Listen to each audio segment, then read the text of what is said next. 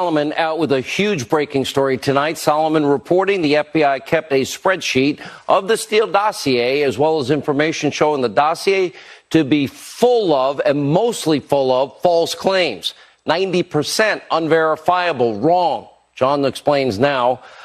John Solomon, let's see. The FBI, the DOJ were warned that Steele hated Trump. It's unverified.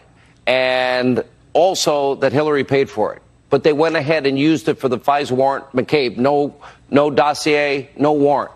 Okay, that's right. Now we know the FBI knew it was false, all of it, most of it.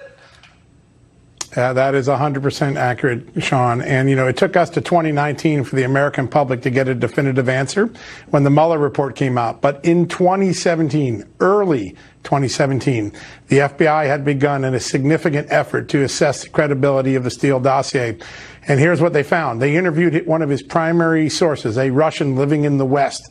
And they came to the assessment after the interview, which I believe was in January, February of 17, that he was either intentionally misleading Steele or exaggerating in ways that caused Steele's report to be grossly inaccurate.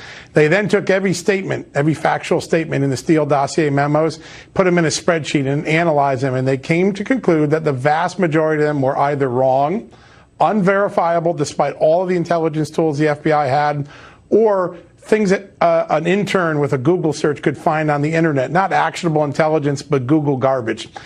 That is the quality of what they had. And why is that significant? At the time they were learning this, they were continuing to represent to the court that Christopher Steele was a reputable source, that his information might be reliable. One thing they discovered that they learned early on was wrong. The seminal thing they shared with the FISA court.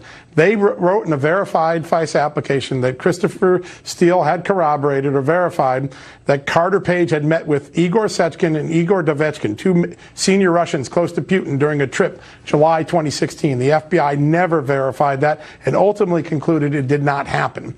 That is the sort of information that they knew was wrong in 2017. It took us to 2019 to get the same answer.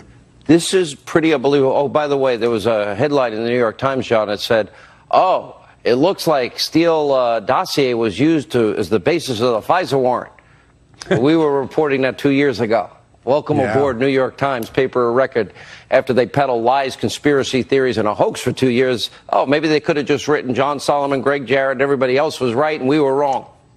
Well, it's rewarding to see that people are catching up to the facts. I think now the facts are finally coming to light, and we're getting to see how bad this